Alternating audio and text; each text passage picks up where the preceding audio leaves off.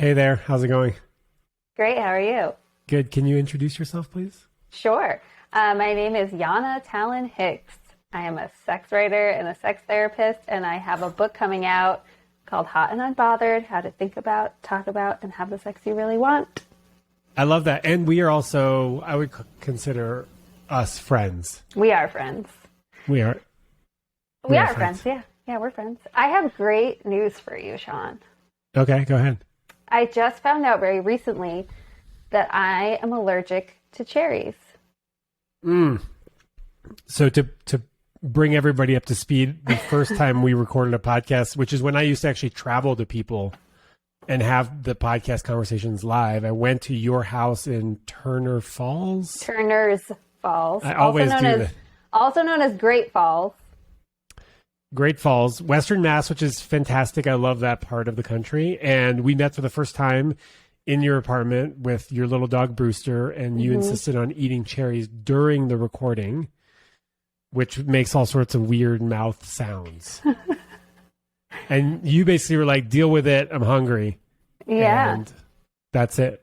And you could listen to those mouth sounds. Probably.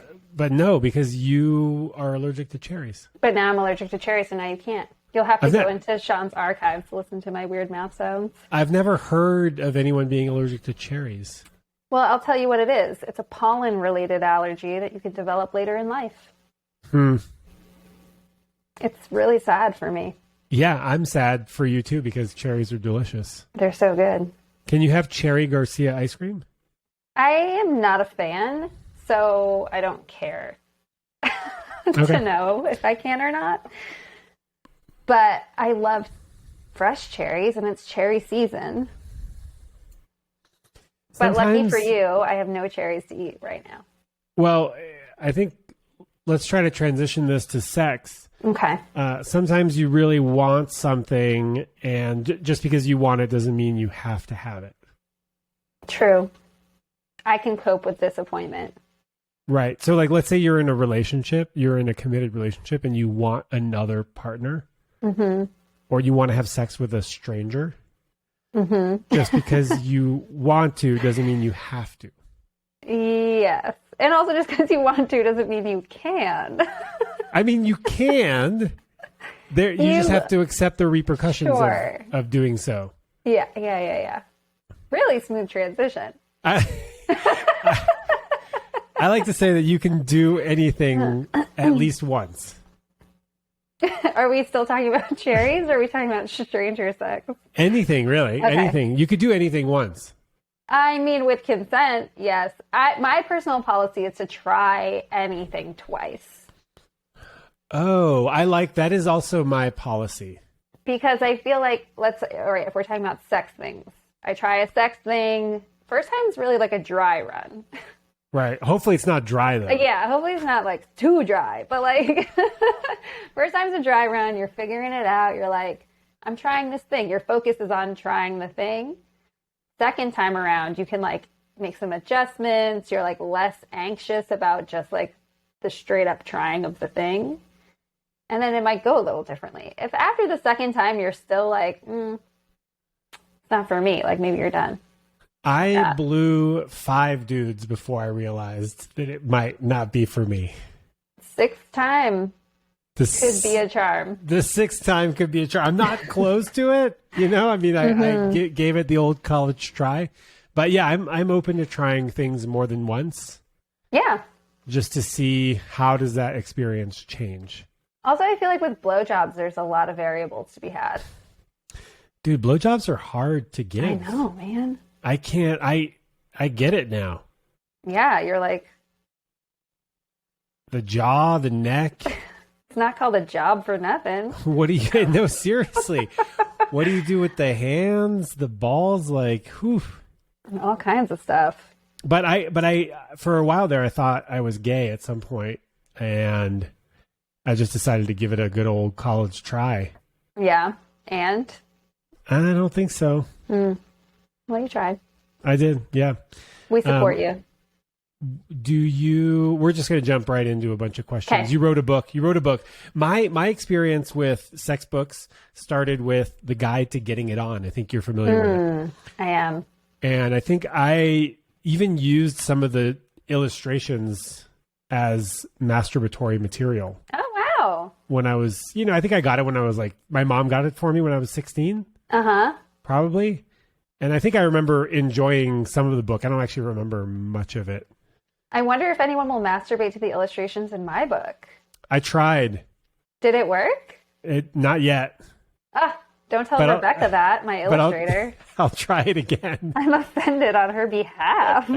They're beautiful illustrations. So you made a beautiful book, what I would consider the new and updated consent-driven guide to getting it on.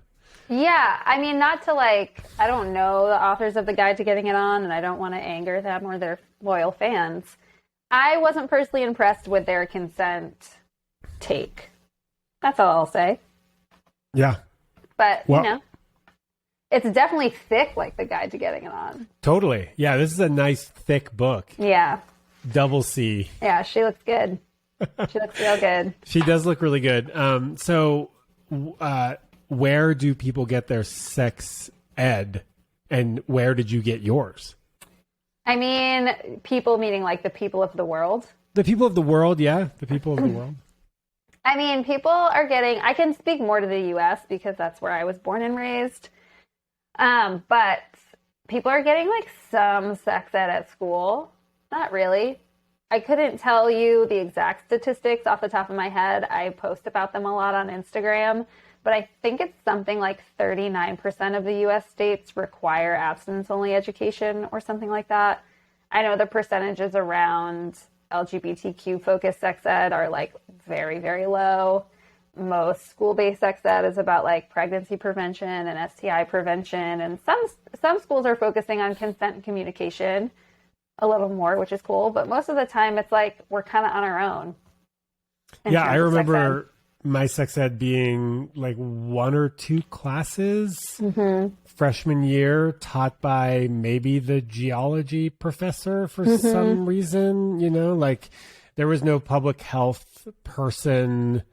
Sometimes it's the PE teacher for some weird reason. Why is it always an uncomfortable dude giving the education? Yeah, it's I don't know.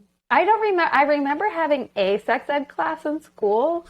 I don't remember which teacher taught it, but I know it was just some rando. I don't remember anything that was covered in it at all. I got a lot of very quality sex ed from a summer camp I went to for teenagers, for 16 to 19-year-old teens. And at the beginning of the camp session, a staff member who was usually in their mid-20s or so would give sex talk. And it was a 2 or 3 hour talk with breaks. But it was so comprehensive. They talked about anal sex safety. They talked about pleasure. They talked about masturbation. They talked about everything. And the only reason they really got away with that is because it's a private institution. It's not a publicly funded institution. And now I actually, not in the last few years because of COVID, but before that, I was going back to that summer camp and I was giving the sex talk at the start of the session, which was really fun. You were the cool 20-year-old. I was the cool 20-year-old. But I just remember being holy shit, an adult is talking to me openly about sex in a way that I'm actually interested in. It wasn't right. My parents, they tried, they did try. But it was very sort of classic, we're stuck in a moving car and I'm going to talk to you about STDs. Right. You're a trapped, captive audience. Yes. So I think and now, teenagers are super dialed in. They have Google in their pockets. But I think they don't have the porn literacy or the sex ed literacy to find quality information. So the first exposure to porn in the US on average is 11 years old. And if you think about an 11-year-old stumbling across porn, it's not they're researching the best ethically sourced feminist consent focused porn on the market. They're Googling what is sex and coming up with who knows, or you hear like these rumors on the playground about like whatever, like snowballing is, and you're looking up like, what is snowballing? It's like, what are you going to find? You know? And they don't have the media literacy it takes to digest what it is they're taking in, think about it critically. Like when someone like you or I watch porn, which I know you would never gross consider it, but let's just imagine that you kind of have more of an idea of like what to look for, what you're interested in, why, how to filter it out from your real life, and like have this fantasy experience without translating it into like how you treat people in reality, or maybe how you treat people, I don't know. But there's like a consent filtering element that an 11-year-old just doesn't have. Yeah, the first time I saw porn, I was 11. My brother had a video and he played it. He was 13. Yeah. And he was drinking a beer and he played this video. And then my mom caught us. What a cool kid. Of course. And she pulled me aside and she said, hey, I just want you to know, like, this isn't actually what sex looks like most of the time with, nice. You know, people. Yeah, it was cool. It was cool. I didn't know what she was talking about, but, you know, it sort of imprinted a little bit. This isn't reality. And that, I mean, it can be, right? But I think that, you know, answers where a lot of people do get their sex education is from porn. And you have a little passage in the book about, you know, what is missing in porn. What aren't we seeing in porn that happens frequently in partnered sex? Yeah, and this is like from my, like the workshops that I teach, or the intro to the book is largely pulled from my TED Talk that I gave a few years ago. But basically at the start of all my workshops and at the start of that talk, I talk about, like you're saying, like we get a lot of our sex ed from porn or other erotic materials that isn't necessarily filtered through a media literacy lens. And we don't get to see any of the like real life stuff that happens in porn or in real sex, which is like talking about it first, like negotiating what we want to do, making mistakes, feeling embarrassed, feeling shame, like being a human body with like, you know, weird stuff that happens. Sounds and air. Yeah. Air goes places, air comes out of places. It makes a funny noise. It's an airy situation, you know? If you want to get to that orgasm, you got to ignore the sound sometimes. Definitely. Keep it moving. But you don't get any of that, like, real stuff. You don't get consent-focused stuff most of the time. There's a lot of great porn out there also, but, you know, and the kind of more generic stuff that's easier to find. We don't get a, like, diversity of bodies. We don't get a diversity of pairings of people. Like, I don't know, like the people that are like women that are having orgasm in a lot of mainstream porns are just like magically having an orgasm in 5 seconds. It's just like not really how it goes for a lot of people. No, that's all my partners have been like that. 5 seconds? Just really, yeah, super orgasm. That's all you need, 5 seconds. 5 That's seconds great. of penetration. I'm happy for you. Yeah, I don't know how. I don't know what it is. Yeah. It's magic touch, I guess. Or really good liars. No one would ever. So that's a joke, everybody. In case you didn't know. Yeah, real sex is a lot more interesting, a little bit more awkward. Can be more awkward than what you see in pornography. Yeah. I mean, but also if you think about it, like porn is entertainment. We don't want to watch a porn where you and I are talking for 30 minutes about all of our hopes and fears about the sex we're about to have. And then... I would be into that. That you sounds would? really hot. Yeah, totally. I mean, great. I want to know about, you know, I think I'd love to know what people's fears are when it comes to sex. I mean, I do think that would be a great piece of media, but when we're thinking about like what are we using porn for? Not education. Not generally. I mean, there are educational porns out there, but it's like if I'm looking for porn, I'm looking for something in particular.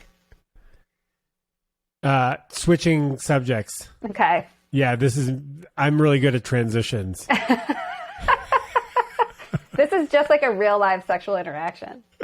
Pretty much, right? We're awkward. We don't know what's happening. We're afraid. Yeah. What are we even doing here?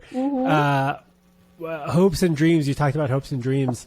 I used to do sometimes this practice called desires, fears, and boundaries. And I mean, you tell me. yeah. Wait, is that what have we not done? We haven't done this. Like, is this what we do? we haven't done that. You and I have not done this practice together. Desires, fears, and boundaries.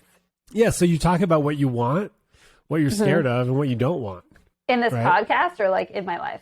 No, during sex, before sex. Oh. So that you can establish the rules, right? The playing field of like what is in this playing field, and what can we do? What do I not want, and what am I scared of, right? Because oftentimes when you name the fear, I'm scared that I just haven't really been exercising as much as I normally do, and I'm feeling, I got that COVID-19 bod, and I'm a little nervous, and sometimes just sharing that can have a really beautiful impact on the connection that you have. Mm-hmm. Yeah, I think that's great.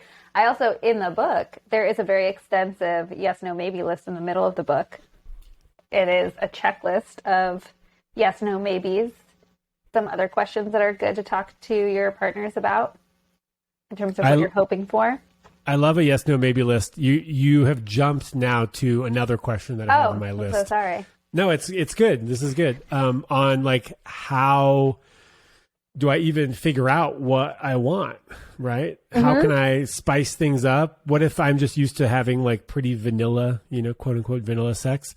How can I find new activities? And some people don't know that there's a yes, no, maybe list, or that you can just like find a list of things to do.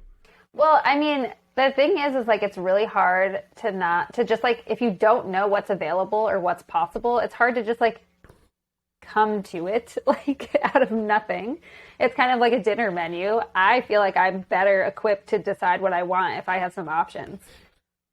So I think that like, what are you laughing? No, it's like you go to a restaurant, they're like, what would you like? And you're like, I don't know, do you have quinoa? Or you're like, I don't know, like a grilled cheese or they're like, we don't do grilled cheese here.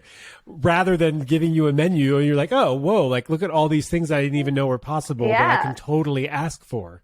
Yeah. That's why I was laughing. I just like the idea of going to a restaurant and then them asking you what you want, but you having no idea what's on the menu. I thought you were laughing at my wild gestures. No, I would never. Okay, so I think it's easier to have a list of options. So I think a yes, no, maybe list is a great option. There's a lot of good yes, no, maybe lists out there in the world. I had always wanted to make my own version of things, especially that come up with clients, that I wanted to include in there. So that's in there. I think also it's helpful to like read erotica or like watch porn that is appealing to you, or talk to your partner about things that they've done in the past, or talk to your friends about sex, like generate new ideas, get inspired. You're not just going to like pull some like sexual inspiration out of nothing. Out of your ass? I mean, you could. If you do the yes, no, maybe lift, you might be eventually pulling stuff out of your ass. Yeah. I mean, if you're going to put stuff in your ass, you should take it out at some point. That's true. Yeah, there's nothing that you want to stay in there. Don't leave it in there forever. Don't leave it in there forever. And if you're going to use a butt plug or anything, make sure it has a flared base, everybody. Yes. Your rectum, your inner sphincter, is designed to pull things into your body. And it's stronger than you think it is. Wait, why is it designed to do that? To pull things you don't in? Poop yourself? Maybe. I'm not actually really sure what the function of that is, besides the fact that I'm like, just trust me. If you Google things we lost in our rectums this year, you can see a lot of x-rays about various objects people have put in their butts, which many of them I'm like fully impressed by. Like the light bulb. Light bulb. I'm like nervous, but impressed. And also just like, shit, man, can you imagine being like, oh, no, I can't. I don't even know how you lost contact. How do you get to the hospital with a intact light bulb in your ass? I mean, it's pretty soft in there, I guess. You're right. It's not going to like, I mean, if it didn't shatter, If it didn't shatter going through the sphincters, it's probably not going to shatter from sitting in the car. But man, I don't know. Like you hit a pothole. Who knows? Yeah. Oh man, this really scares me. I can feel my butt reacting to this. So there's a yes, no, maybe list. Speaking of things to put in your ass. Yes. With all sorts of, the thing about the yes, no, maybe list, it's like the one I've done that you can put like a happy face or a sad face or like a neutral face based on if you'd like to give it or receive it or do it on your own. So there are different levels. Like you could want to explore butt play on your own, but not with a partner. Right. You can want to give butt play to a partner, but not have it done to you. Right. So there are more options than just like anal. Right. Like, and then you have to, if you say yes to anal, you have to say yes to the whole experience of all anal. the light bulbs are going in. You said no. yes. Not light bulbs. Flip it around. But, I mean, I think like the yes, no, maybe list is also meant as like a conversation generator. So it's sort of like I've done yes, no, maybe lists with platonic friends before and learned new things about myself. They're also good to do for yourself, just by yourself, if you want to have a little check-in. And you don't have to do like the whole thing in like one sitting. It can just be like something to think about. I did auto straddles, yes, no, maybe list. Yeah, I like X. those. Yeah, I think I got it from you actually. Oh, I bet. You bet? I bet you did. I think I did. That's how good you are. That's right. With a partner, and it was a date. We had a date. We went to a bar. I printed up 2 copies of it, and it was sort of a surprise. I go, hey, do you want to do something a little edgy in a private place? And she was like, I don't know. That sounds illegal. And I go, no, it's not illegal. Yet. And, yeah, it might be. Who knows? The way this country is going. Anyways, and it was really fun. It was super sexy. And I really like there's a part of that, the auto straddles, and I'll link to it in the show notes, which is, please never refer to my genitals as. And I like to be referred to as, or my genitals as. And that's really nice, because then you know that like I don't ever want you to call it my wee wee. Right. But I do don't want see you. why. But okay. I know. Okay, I don't fine. understand it, but I will respect it. Wee wee doesn't turn me on, but you can, you could say dick or cock. Those are 2 things that, even dick, I don't know, feels kind of weird. So I like that, right? Because then you start to get to know what turns your partner on and what turns them off, right? Well, and also I feel like if I know that like calling your dick a wee wee is really what does it for you, I can like blaze on into our sexual interaction in a different way and be like, I've got some of the keys to this. Like I know when I'm saying wee wee, Shaun is like, it's hitting something good. But did I misunderstand your boundary? You did. I'm turned off now. Oh, well. I mean, that's what we're trying to do, right? We're trying to maximize the turn-ons and minimize the turn-offs.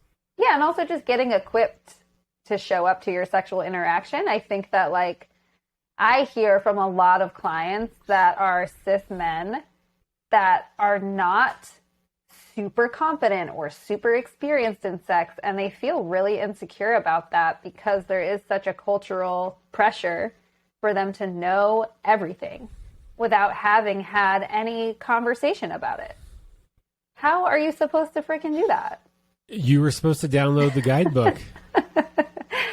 Yeah, and it's just like, and if we're thinking about porn as a sex educator, no one's talking. That's not a good example of how to show up to a sexual interaction for the very first time. It's a little, yeah. I mean, it's like blow me, then I'm going to penetrate you, and then come on your face. That's like, yeah, and you're going to have an orgasm somewhere in there, even though your clitoris is like, I don't even know where. MIA. MIA. And I try to talk to those clients about being like, well, having a beginner's mind for every partner is a strength.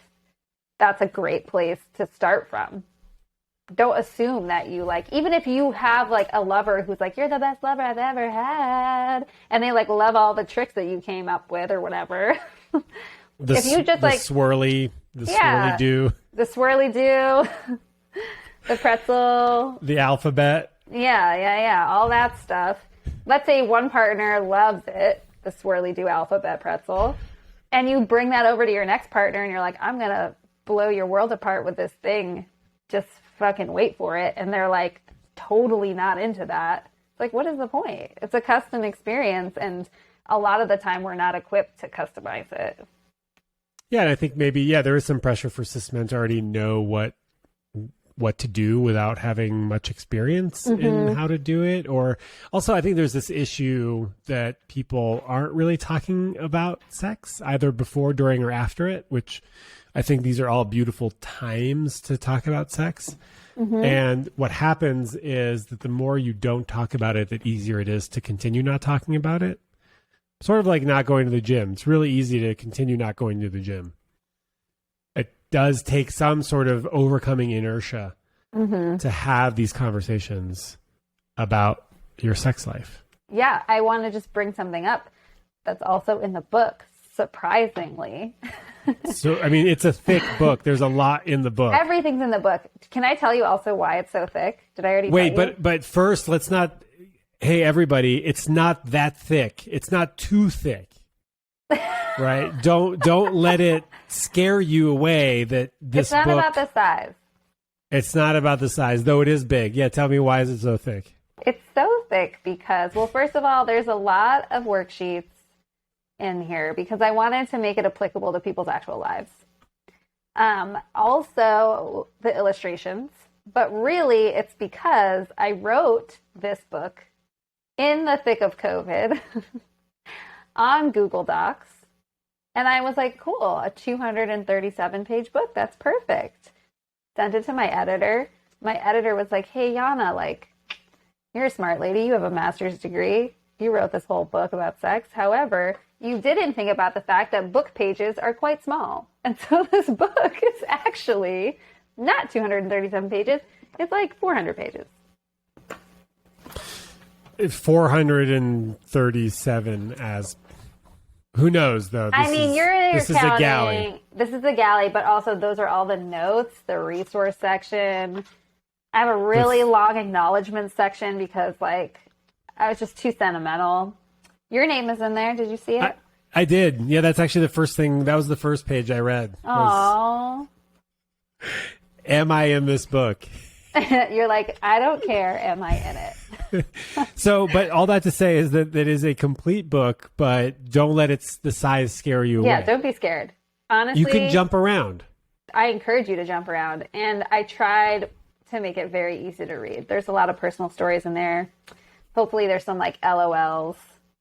There's client case examples. It's not all just like, you shouldn't put light bulbs up your butt for 400 pages.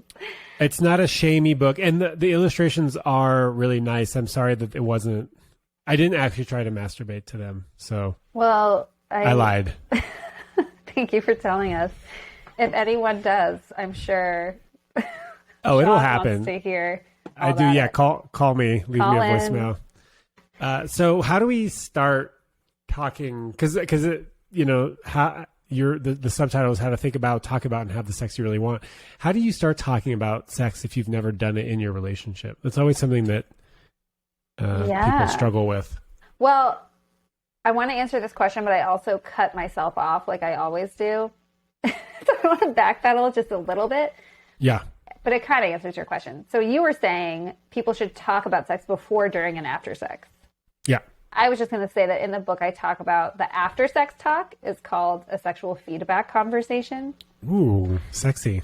So that would be like we had a little moment where I was like making that joke about you want to have me call your dick a wee-wee. And then I got to check in and be like, wait, did I misunderstand that? And then you guys would be like, yeah, no, I told you I don't like that. And so I get to be like, oh shit, I'm so sorry. I misunderstood, or like, I'm sorry. Maybe there's a repair situation. There's also a whole chapter about repairing mistakes. But then we get to talk about like what went well, what didn't go well, what should we do next time? And it like builds on your sex life as a project that you're like learning and growing and changing together. So that like closes the loop a little bit. If you want to get started and you've never done it before, I always tell my clients to throw me under the bus. That's so good. Use me. Like I don't have any personal stake in your relationship in the same way that you do. You can just say, oh, hey, my therapist was saying that it might be a good idea for us to do a yes, no, maybe list. I printed one out. Do you want to go get a coffee and do one? Like any like icebreaker, like, oh, I read this book by this sex therapist I heard about on the Love Drive. Mm-hmm. Blah, blah, blah. You know, like there's little ways to break the ice. I think for some people, talking about sex gets extremely loaded because we have so much shame wrapped into the way we learn about sex, which is like extremely unhelpful. And so that means that when we get feedback from our partners about what they want to see go differently or what they don't want to have happen, we feel personal shame around our failings as a sexual partner. And when we're coming from like a shame place, we can't really like show up to the occasion of changing and having a conversation about sex that feels productive. Yeah. So I think a lot of it is accepting yourself and your desires and kind of working through, why do I feel this way? How did I learn that it's not okay to like what I like? Is that true that it's not okay? Or is that leftover messaging from something else? Yeah. The book also talks a lot about that. Also, give yourself a break. You know, if no one's ever told you they didn't like the swirly do, then you don't know that the swirly do is not for everybody. And now you do, right? So I'm always grateful for any sort of feedback that I get. Mm-hmm. Hey, I'd like a little more of this and a little less of that. How am I supposed to know if no one's ever told me? So, yeah, I think I guess it's not as easy as just saying, don't shame yourself. Yeah. Be really accepting, because shame doesn't really work that way. But also just accept the fact that we're all sort of fallible humans and we're all sort of doing the best we can, and we could always be doing a little bit better. And try not to beat yourself up. I like to say that sort of life is hard enough as it is without you beating yourself up, right? Life is already using you as a punching bag. You don't need to add to it, right? Yeah, and like I have a lot of clients that come in talking about like new things that they want to try with their partners or with themselves, and they have a lot of anxiety about it. We process their fears and we talk about all of this stuff about like what's hard about it. And that's all good and valid and important. And then at the end, I'm like, don't forget that like the threesome you just spent an hour having anxiety over, like it's supposed to be fun. Like, don't forget to have fun. You know, like, right. You having this like new group sex experience is like, the point is to like have a good time. Yeah. And if you're not, like, that's a great indicator that like GTFO, like that's like not the place to be. Maybe you're not into it. Right, like is we're having a good time, and that like your sex life can be like a fun joint project that you collaborate on, including what's going well, what isn't going well, what has to change. It's like an all-encompassing thing. It's not just like this black and white, like either we're having good sex or we're not. There's a plenty of gradient that happens, especially in a long-term sexual relationship. Yeah, your satisfaction with your sex life can and will ebb and flow. And I think in terms of like a new sex life, I always tell people that like you have the power to set the tone. So like if I want to roll into a sexual interaction with somebody, like, and I'll share something personal about me, is like I'm extremely blunt. Like I don't have any game. I don't try to like be smooth. I like will just be like, hey, are you interested in having sex with me?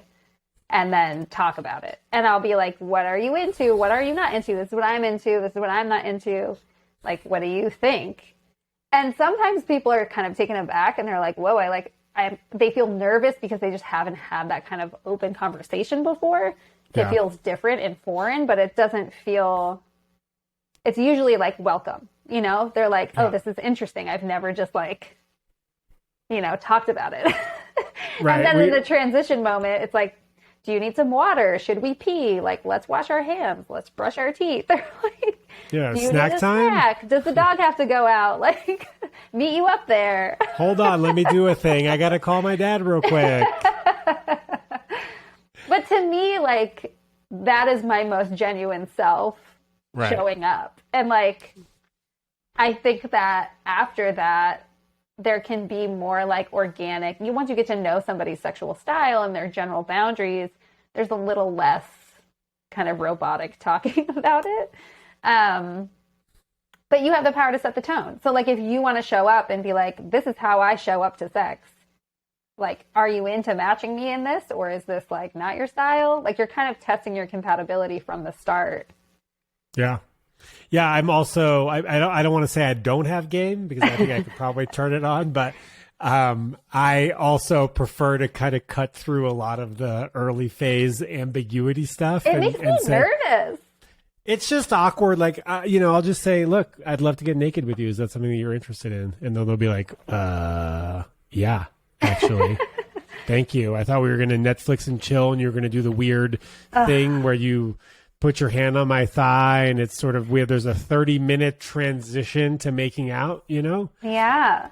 I don't know. I'm not into it. I don't have the patience for it. Or I went on a date this was years ago, but the person came back to my house, and it was like, we had gone out to dinner. This was like our second date. We had a lot of chemistry. We had already known each other from before. Like, there was a lot of comfort there. So they came to my house, and they were like, do you want to watch a movie? And it was like 11 o'clock. And I was like, do you want to watch a movie, or do you want to have sex? And they were like, oh, no, I want to have sex. And I was like, okay, cool. That's what I thought. I'm like, can we not put on the decoy movie? I can't.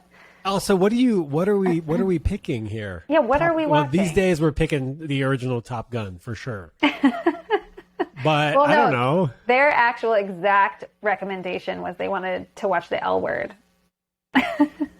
Oh, the TV show. Yes. And I was like, we're not going to watch The L Word. We're going to be The L Word. Like, right. Why are we going to watch The L Word on TV? Let's do what we want to do. Yeah. Okay. I'm the same way. But that's not to say that you can't be a little bit suaver, although I do think that just being bold is actually pretty suave. Mm-hmm. I think it's very courageous. I tell people that the lean in for the first kiss is over. Yeah. Just forget about it. Just put it away. You know what I do? This is my piece of game. I don't even want to say this, because anyone I've ever had a first kiss with is going to be like, I can't believe this is the thing you do with everybody. I'm taking notes. Okay, this is what I do. I say, if you want to kiss me now, you can. Ooh. And has anybody said, no, I'm good? No. Because it's usually during that time where that tension has been building, And I'm like, oh my God, someone has to do something. But I'm not going to lean in for the kiss. And I think it's also just my, sexuality preference. It's like, I want someone to lean into me. So instead of saying, can I kiss you now? I'm inviting somebody to kiss me, because that's the directional flow I like. Yeah, that's good. That's like saying, if you asked me for a date, I wouldn't say no. Right. It's like less passive than that, but maybe. Wait, is it? Maybe. I think it's the same amount of okay. passivity. Yeah. I think it's cute. That's good. That's cute. That would work for me. Great. That would work for me. I think. Yeah. What do I say? I say, yeah, I'd love to kiss you. Is that something that you'd be into, or are you up for it? Or if you're up for it, I'd love to kiss you. I sort of do the I'd love to kiss you rather than like, can I kiss you? I feel like the can I kiss you thing is a little like a little junior. Little junior, yeah. The thing I like about I would love to kiss you, I feel like it expresses the desire. Yeah. Which I think people want to feel desired. It's an expression of desire that's often seen as a question. Right. So it works for everything. Yeah, I also feel like the spontaneous lean in has the potential to be very physically awkward. You could bump teeth, you could knock your face together. I mean, I've talked to seduction pros, and they're like, never ask, always just look into their eyes and slowly, imperceptibly lean forward. And if there's even a smidge of a backwards, then pull back. And I'm like, I don't want to do any of that. I can't trust their nonverbal. I don't even trust my nonverbal. Well, and also when I teach consent classes, especially to teenagers, we talk about Netflix and chill as it's too vague to be considered consensual. Yeah. We talk about this idea of it's okay to feel non-verbally, to feel anxious. Sometimes going on a date is anxiety provoking and nerve wracking, but you do want to be there. You want to be on the date. You do want to have the first kiss, but you're also nervous. So like your nonverbals might be misfiring on your verbals. Oh, yeah. Yeah, I mean, you can't trust people's nonverbals. No. It's great backup information. Yeah, pair it with some verbals and we're all good. Mm-hmm. Okay, question for you. Yes. And then we're going to jump into some Q&A real quick because Great. I think you're so good at this. So how common is libido discrepancy, right? One partner who wants, I know. I'm just giving you a layup here. Yeah. One partner who wants to have more sex or less sex than the other partner. And then how do you solve it? It's so common. I mean, think about just like the chances of having the same amount of desire for sex for the same sexual activity at the same time. Seems unlikely. Seems unlikely. It is more likely during that like first early pop of a relationship in the limerence phase because you're just like riding that oxytocin high. You're willing to like lose sleep or like roll in late to work or like blow off your friends or like let your house get dirty because like you need to get that body contact with your new person. Right. But that is unrealistic. That's not a sustainable phase. That phase always ends. Always. That means the relationship is over. That phase always ends. That does not mean the relationship is over. That means you use a lot of your skills that you might learn in this book on how to transition through that phase into a new phase where you're learning how to navigate your differences while building intimacy and being connected. So a lot of the time this requires people to get back in touch with their own sexual individuality and like what they want and what they still haven't learned about themselves and be able to authentically share that with their partner. And on the other hand, be able to hear that information from their partner in a way that doesn't feel like you're being shut down or told you're doing it wrong or that an incompatibility means your relationship is over. How do you move through that phase? And the last third of the book is pretty much all about that because it is so common. Love it. I love it too. Yeah. That's my favorite part of the book. You love great. The last third. If you're not going to read any of the rest of it, the last third's my favorite. I mean, I think the first 2/3 really cue you up for the last, but my favorite part is the last. Feel free to jump around. Jump around. jump up, and get down. Well, that's actually that's what we're trying. That's what we're trying to do here. We are trying to jump up to get down. Yeah. So yeah, it is common. Is limerence sort of like the infatuation phase? Yes. Early stage where you kind of put them on a pedestal. Everything feels great. It's a little bit like a drug. Mm-hmm. And it's very common. It's really common for couples to shave down what they think is different between the two of them during that phase because they want to have more compatibility. It's called the symbiosis phase. We have so much in common. We have so much in common. So, like, if we start dating and Shaun's like, you know what I love to do? Rock climb. And I'm like, yeah. I like Shaun. I'm going to go rock climbing for sure. I'm like, you know what? I love rock climbing with you. You're the best. And then 10 years into our relationship, we're fucking rock climbing every weekend. And I'm like, I never even liked rock climbing. I liked you. I think it's great that you like rock climbing. But like, I'm not trying to do this. But what happened is it's become this foundational part of how we connect. And so me deciding that I'm not going to do that anymore seems like a big threat to our connection. And if you translate that to like something we've done sexually, then you add in all the sexual shame and vulnerability and like all that other shit. That's kind of scary. Yeah. Yeah, which means that you have to renegotiate a little bit the terms of how we connect, right? We're going to connect in a different way. So for me, for example, if we were together, I'd be like, oh, I also love being allergic to cherries. And then 10 years later, I'm like bemoaning the fact that I haven't had a cherry and that it's ruining our relationship. Yeah. And I'll start eating cherries. And it'll be okay. Will cry. You will cry and break up with me and find someone who's allergic to cherries. Okay, so libido discrepancy does not mean that your relationship is over. True. It's incredibly common. You are going to have to talk about it. You are going to have to receive your partner talking about it in sort of a, gently, and try not to take it personally, because is it personal? It's not. Libido is individual. I mean, it's hard to say. Like, if you think about libido, a lot of the time I have a couple clients that come in and they're like, I think we just need maybe 4 or 5 sessions, just hammer out this libido issue real quick. And I'm like, okay, first of all, I know that it's going to take longer than this. Second of all, whatever. So usually what's going on is there's your sex life is not just an island off the coast of your real life. Your sex life is part of your real life. So a lot of the time with libido stuff, it could be these old resentments that need to get solved, or something that's been going on at your job, or with parenting, or whatever. Maybe you're having an individual identity crisis. There's all kinds of stuff that impact your libido and how you connect to your partner. A lot of the time it's more about emotional intimacy. Right. Well, for me, it's if I'm having a huge meal, it's not happening. Yeah, libido gone. And then it's a very that's a very pragmatic approach. We can probably solve first. that in 4 sessions or under. Fuck first. Dan Savage, get the plates, have the sex. He says.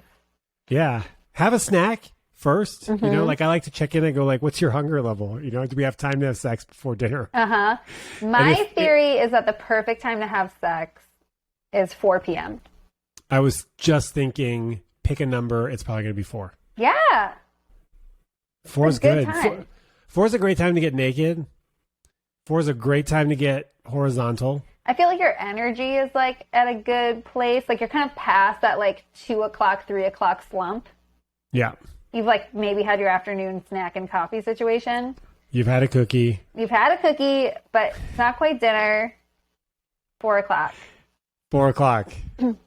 4:30, start cooking. No, in your case, 5 seconds past 4, we're ready to cook. I mean, there's a build. There's a 5 minutes of foreplay and 5 minutes of cool down. So okay. Okay, questions, Q&A. Yes. Let's do it. Let me navigate to my Instagram. Let me ignore the limit for another 15 minutes. Do it. I wish I was better at compartmentalizing my Instagram use, but I'm not. Okay, so there's a bunch of great questions here. Did you post a call for questions for me? I did, yeah. Oh, I missed it. I'm so sorry. I don't know. It's okay. I would have reposted. But we've got a handful of questions Great. here, so we're just going to sort of rapid fire these. But then I know that you're verbose and I'm verbose. So okay, do you want me to try to not be verbose? Whatever. Be yourself. I'll cut you off if I need to. Great. How can I help my husband stay hard longer? Oh gosh. I'm going to answer this. I'm going to answer this question in a way that this person might not like. Okay. Well, it doesn't matter. You can do it. Get some dildos. I just think that, okay, yeah. So you could go the medication route if it's a medical issue. You could go the emotional route if there's something going on in that constant loop of boner failure and then fear of boner failure and blah, blah, blah. There's a whole portion of the book that's devoted to sex without boners that you might want to read. Amazing. But it kind of goes into this idea of all the creative ways that you can have sex where boners don't have to be involved. That being said, I know boners can be precious to people. So precious. They're precious. They're very sensitive. So it could be an emotional situation. It could be a self-fulfilling prophecy situation. But if you can make a backup plan, like a plan B, where you're if boners aren't showing up, then we've got this litany of fun other things we can do with other body parts or sex toys or whatever. It takes the pressure off where it's just the boner is the only way we're going to have sex. It's either we're doing this or we have failed. There has to be more options. So you said plan B. Turns out this question brought to you by plan B. And make sure you get some just in case you need some. Are you allowed to say that if they didn't sponsor you? Yeah, sure. Why not? Maybe they will now. Plan B, hit me up. Yeah, interesting. The cock ring also, maybe. Oh, Maybe yeah. there's a mechanical thing, so non-medication, non-medicinal device that could help with blood flow. We don't know if he's like, is he? Yeah, I guess There he's are having a hard also time. harnesses that are designed to accommodate penises. There's like a little pouch for your penis to go in, and then you can strap on a dildo also. You know, I have one, and I think it has that. Yeah, you should try it. Well, I can't because it'd be having like 2 dildos. What's wrong with that? Nothing's wrong with that. I just don't think it has a hole for 2 dildos. It only has a hole for one, and then has a pouch for the softness. That's funny because I didn't see that part of your book. I hadn't gotten to that section yet, you know, because I've been jumping around. But I have a question that says, can we have great sex without great boners? Yes. And of course, the answer is absolutely. Yes. But I think what's really important, and there's actually a whole chapter, there's like a little sidebar called Sex Without Boners, but it's in this whole chapter about this client example that I give about a couple that's dealing with this and the self-fulfilling cycle that comes with the idea that like, oh my God, I like can't get hard, I'm failing my partner. And then the partner feeling like, oh my God, what am I doing wrong? Do you not desire me? Like, are you not into me? Like, I'm buying the lingerie. I'm doing the stuff. I like doing the stuff you like. I'm calling it a wee-wee. Like, why is this not working? And these people often won't talk about that. Yeah. Because we're not shown good examples of how to bring that stuff up in a way that's helpful and like externalize the problem, which is like, we have this issue. What do we want to do if like your hard-on isn't always reliable? Because that's also unrealistic. Like, it's a body part. It's not always going to do what you want it to do in the time you want it to do it. And so like if you have more creative backups around how to sexually connect in satisfying ways without it, you're going to be more likely to not pressure yourself to be like, I don't know, like always on the ready. Yeah. Unrealistic. Long story short, buy the book. That's the answer. That's always to going this to be the question. answer. We're on a press tour now. Always the answer is buy the book. Buy the book. So that's how you can help your husband stay hard longer. You don't actually have to. You can just have other things to do. You can talk about it. We have other tools. Okay, cool. Nailed it. You nailed it. I can't come without a vibrator. Is this normal? Yes. Okay. I have so much to say about this. I'm giving you layups. I just love talking about this. It's like, okay, you know how to get yourself off. Fucking great. Like, why are we like, is this a problem? Like, I don't understand. Right. Like, is this a problem? Okay, but I also understand that people feel shame and fear around not getting off in the way that they quote unquote should. And if you think about the systemic way we have been taught about how sex is supposed to work in a very narrow box that is like given to us about like sex is, penis goes in the vagina, we have 10 minutes of penetration, everybody has an orgasm, like yay. Like that does not accommodate the clitoris, which is like its own piece of anatomy. It's often not stimulated just by penetration. It's actually stimulated by usually 20 minutes or more of consistent stimulation in a way that isn't like a dick can't do, you know? Can't do it. Cannot. I've mouths tried. Can do it. Fingers can do it. Like for some people, Toesies. Your toesies. For some people, grinding up on someone's pelvis like during penetration can work for some people. But that doesn't work for everybody, and vibrators are specifically designed to give that consistent stimulation for a long amount of time. And it's just like, excellent. Like, you know how to do it. So I think really the issue isn't like, is it okay for me to get off this way? The issue is like, how are you thinking about your pleasure and how to prioritize it and how you have it available? Well, I think there's two concerns that people might be having. One is that how does my partner feel about the fact that I need a vibrator in order to orgasm? Mm-hmm. That's one. Or and two, want a vibrator in order to orgasm? Or want a vibrator. You said need. Yeah, want or need. Want or need. want or need. And then the second one, but maybe they do need. Maybe they do need. Maybe they can't without. In which case, it is a need, right? And then the other one is that a fear of desensitizing their clitoris. Yes, I've heard this fear. I don't think it holds weight. I think that, I just don't think that's how it's gonna. I think that's mostly based on this sort of like, not to throw around all the big words, but like this heteropatriarchal fear of somebody having pleasure that doesn't revolve around a dick. Oh, cool. So I like we've that. been told that if we use a vibrator too much, we're going to like somehow essentially break our bodies, break our sexual bodies. And that's really just not how it works. Like if I use like a mechanical toothbrush, like an electric toothbrush, and then I switch to a manual toothbrush, like my teeth are getting clean. Like my body can bounce back. My body can accommodate. Like if your vibrator like disappeared forever, you're still going to be able to get off. It might not You'll find a way. You'll find a way. It might not be like as easy or as pleasurable. So it's like, why give that up just because you've been told that it's not quote unquote correct? Do you know what I mean? Right. Yeah. No, totally. It's like literally the man's trying to keep you down. Right. Yeah. Get that out of your brain. The short answer is yes, it is normal. But also the man is probably trying to sell you vibrators too. I mean, okay. The man is now currently trying to sell us vibrators. Thanks to the feminist sexual revolution, right? If we think about the history of Good Vibrations, the sex toy shop in San Francisco, they used to like only sell Hitachi magic wand vibrators, which are these big old diesel strong vibrators.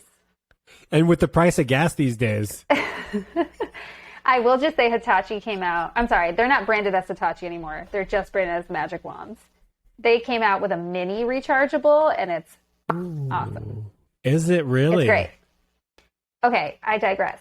But the idea is like a lot had to happen for vibrators to now be an acceptable thing that the man's trying to sell us to make. Like the sex positivity consumerism thing is pretty new. Mm-hmm. Okay. I don't have anything to add about that. I don't actually know the percentage of like male and female owned sex toy companies.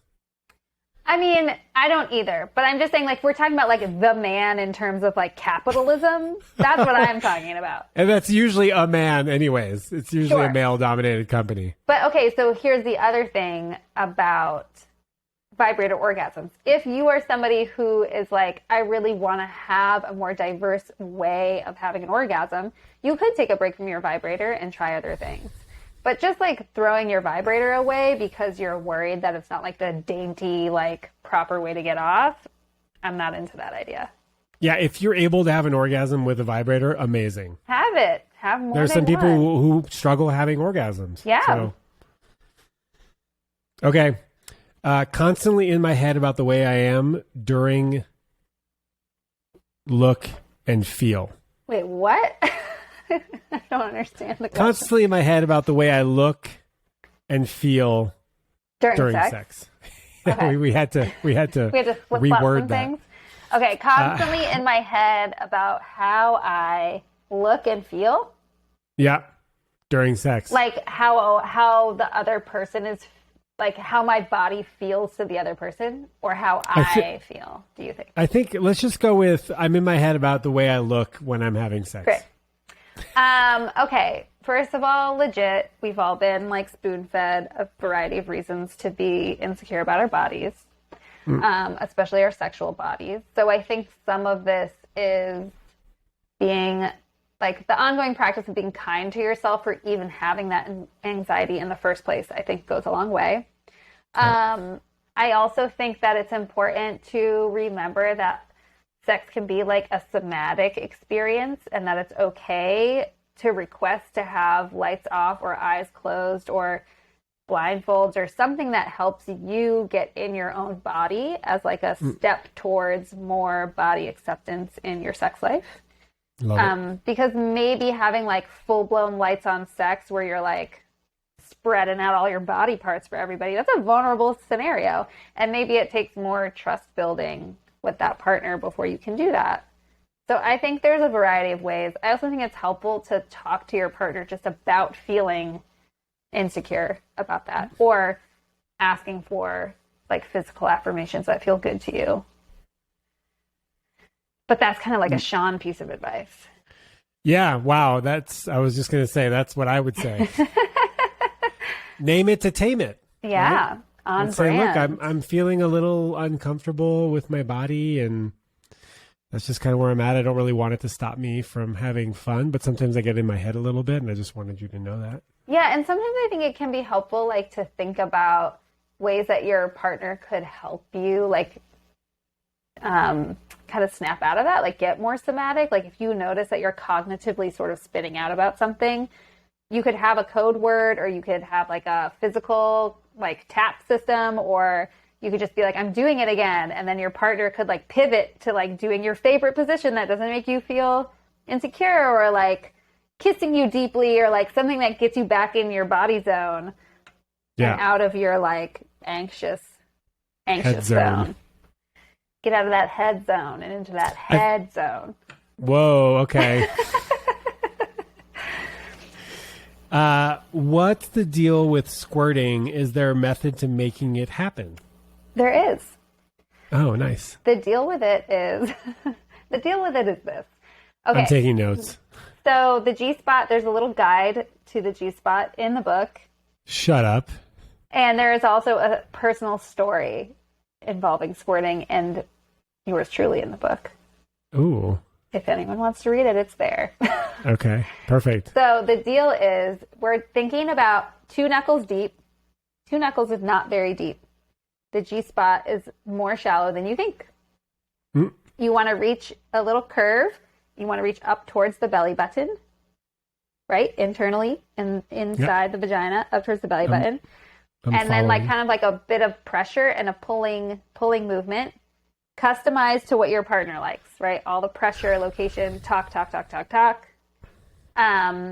Some people can have squirting orgasms that way. Some people can't. Some people really like the way that feels. Some people don't. If you're thinking about positioning without your hands, if you're using like penises, dildos, sex toys, you want to get your knees towards your chest. So on your back with your knees up, on your back with your legs over your head, bent over something, turned peanut position. Just like kind of like child's pose in yoga. Got it. But like, you know, everything's tucked in. I call it peanut. Peanut's cute. Get in your peanut. You basically want to like curve your vaginal canal so that the penetrating object can hit that kind of shallow space. Ooh. Also, if you're on top, it can be easier for you to control the speed, depth situation. Some people really like to warm up with a lot of penetration and then go more shallow. And for a lot of people that are capable of squirting, your partner or yourself, if you're touching yourself, you can actually feel the G-spot kind of expand with fluid first. Like it's kind of like a rough patch of skin, like what's on the top of your mouth. Walnut in texture, walnut-like. Yeah. And it's a lot more shallow than you think. You know, I think like that porn model, right, of like harder, better, faster, stronger sex is counterintuitive to the G-spot. There is also this great sex toy called the Enjoy Pure Wand, which is this like curved stainless steel penetration toy. It does not vibrate. It's a beautiful piece of art. It has these bulbs on the end, and the curve is designed to kind of rock back and forth against your G-spot. And people have reported that that is a very helpful G-spot stimulating toy. We're told. It works. Mm-hmm. I have a glass wand that has a similar curve with 2 different sized bulbs. Does it work? It hasn't worked in that way. Keep on trying. Yeah. Use some lube. Adjust the pressure. Read my book. We've been able to make it work without the bulb. So hey, it's not. I think like the G-spot kind of had its like 15 minutes of fame, you know, where everyone's like the G-spot, like it's the best. But I think for a lot of people, like, it's just another way to feel pleasure. And for other people, they're like, it's fine. Like, I don't think it's like this, like, holy grail of sex. No, and I've heard that, the orgasm can be less intense, more intense, different, not necessarily better or worse than like a clitoral orgasm. So not the holy grail. Also use a blanket, a sex blanket, or throw some towels down if you're worried about the sheets. Or the mattress. Yeah, get that mattress protector. Yeah, get 2 of them. Yeah. Okay, we did it. We did it. One more. Podcasted. One more. All right. Well, how to help my? I feel like. All right. There's a bunch of ED stuff. How do I help my partner experience? How to help a partner who's experiencing premature ejaculation? This one is hard because I feel like premature ejaculation. There are sex therapists that specialize in this because it is kind of a specialty issue that involves some like somatic stuff. There's like if you give it a little Google, there's like a pinching, squeezing technique that I'm not 100% familiar with that can really help people. I've heard that certain cock rings can help people kind of just like change. Some people, when they use cock rings, it does not heighten sensation. That's not my experience. That's going to lead to your personal experience. But for some people, it changes the sensation enough where they don't feel the need to premature ejaculate. It's almost as if people have different experiences. Almost. But not quite. Pinching, the pinching thing, what I know about actually like stopping orgasm or ejaculation actually through the book The Multi-Orgasmic Male, there's what they call the $1 million spot. Oh, I don't know what that which is like sort of in the taint perineum area. Yeah. And you can actually, if you pushed in, you can actually feel the vas deferens, and you actually manually block the ejaculate from coming out of your penis. And I don't know that it's a great practice. It's like a manual vasectomy. It's a manual temporary vasectomy. And not recommended for birth control. Let's just put that definitely there not. now. Oh my God, no, absolutely not. We are not. This question also brought to you by Plan B. But the multi-orgasmic male, that's a great suggestion. Yeah, there's a lot of breathing techniques in there. Belly breathing, also tantric techniques. Tantric techniques. If you look at your level of arousal from 0 to 10, you want to stay, in order to like have longer penetration or penile stimulation, stay in the like 6 to 7 zone. And if you go into 8, 9, and 10 is ejaculation. So if you go into 8, 9, then you need to crank down a little bit. That might mean withdrawing. That might mean stopping stimulation of the penis. That might mean deep breathing, all sorts of other techniques, somatic techniques. Somatic means of the body, by the way.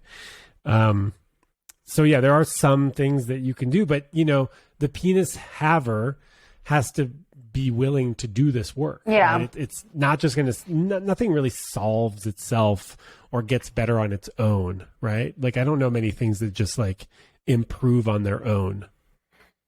Yeah. I don't think this is one of those things. The person's question, right? If the person's question is, how do I help? I think like destigmatizing premature ejaculation. This is I feel like anything we say about ED can also be said about premature ejaculation, where it's like, you have to be able to talk about it. You have to be able to like think creatively about what your sex life is going to look like if that does happen, to take pressure off the person, right? Because a lot of this can be an anxiety cycle. Like, if I'm like constantly coming too quickly and my partner's disappointed, I'm going to feel anxious about that happening again, and then it's going to happen again. It's just going to be this self-fulfilling thing. Instead, if you can externalize that cycle between the two of you and collaborate about what are we going to do if this happens, like what kind of things can we talk about to figure this out. That person could go to individual sex therapy, could go to couple sex therapy to try to figure out how this issue originated if it has an emotional component. I always think that it's important for sex issues to be tackled on an emotional level, a medical level, and on a physical level. Because sometimes it is a medical thing. And if you were to come to somebody like me who's like all cognitive and emotion focused, your medical blood pressure issue that's affecting your erection is not going to get solved. Right? Like, that's not the issue. Oh. Yeah, and it could be a technique thing as well. Oh, yeah. And there could not be an emotional connection. Do you do cognitive behavioral therapy? I do some of that, yeah. I mostly work with the developmental model of couples therapy, which was invented by Ellen Bader and Peter Pearson, and I talk about their model of therapy in the book. They kind of look at the way that we relate to each other and how we think about ourselves, and they also pull from attachment theory and kind of that flow of how all couples go through a symbiotic phase and a differentiation phase, and basically becoming okay with being different but still being connected. But I do love CBT, which, as we know, is a little joke for sex therapists. Cock and ball torture. That's right. Also, every time I hear CBT, I go. Also known as cognitive behavioral therapy. It's like, y'all need to get your acronyms. You've got to communicate. You can't be. This one's too good. It's too good. Too easy. Okay, so where can people find you and the book? So I am on Instagram at _V_spot, V like vagina. The book is sold anywhere you buy books, and you can also get it on my website, yanatallonhicks.com. It is out August 16th. You're welcome to pre-order it at any time. We love a pre-order. Pre-order is good. We love pre-orders. We love a pre-order. We need pre-orders, actually. They're important, is what I've learned. Yeah, I know. I don't know much about the book publishing industry, but I'm pretty sure that's a metric that is important. Yes. Also, on my Instagram and pretty soon on my website, you will be able to find a list of my virtual speaking engagements and tours and my in-person tour for the book, which will be happening in my area, Massachusetts, Vermont, New Hampshire. I'm so grateful for you and your work and your book. Likewise. And your pixie haircut and all your cool tats and your ability to talk about sex like it ain't no thing. It really ain't no thing. It ain't no thing. It's a little thing. It can be a little thing. You let's can be honest. read the book and then you're going to be like, what was I so worried about? This is great. It ain't no thing. At the end of the day, what we are trying to do is to have fun and to experience pleasure and to deepen connection. Sometimes. Yeah. That's it, right? That's it. We're trying to have fun with our bodies. I'm always trying to have fun with my body. It's like, what? Especially like after the freaking 3-year pandemic or whatever. It's like, oh my God, let's get it going. Do whatever you need to do to feel good. Yes. I used to have like some shame about eating ice cream. My therapist is like, just eat the fucking ice cream. Eat the fucking ice cream for the love of God. Enjoy it. Eat it. Don't feel bad about it. As we all know, it's not that simple. I wrote 400 fucking pages about that, why it's not so simple. But yes, at the end of the day, it's like, if you're not having fun, what's the fucking point? Sex is supposed to be joyful, feel good. Last question. Yes. What does sex mean to you? Is this a standard question or is this just for me? It's usually what does love mean to you, but this time I'm making it sex. That's cute. Okay, so what does sex mean to me, like when I have sex, or do you mean like in the grand scheme? I can interpret it however. Exactly. What does sex mean to me? Oh, fuck. I mean, it's hard to separate this out because sex is like my whole life, career-wise. Without sex, it's like, what would I even do? I mean, I guess like from like my teen years, I was just really fascinated with this thing that was simultaneously so taboo and not talked about and confusing, and also so magnetic for so many people and so like fascinating. So I guess sex to me is fascinating. Ooh, love it. I really had to talk through that for myself. Yeah, you're one of those. You're like a verbal processor, I think. I know, it's bad. Me too. Is it the Virgo thing? I don't know. Maybe. Anyways, It's hard to be a therapist when you're like this. I gotta like listen. I gotta listen all day, and it's like the client's like, shut what is going on? No, I think she's getting to something good. I think I'm pretty good at my job. I do listen to my clients, but it's not my natural inclination. You got to, I do the same thing with coaching. It takes me a little while to get there, but I eventually get there. We go our own way.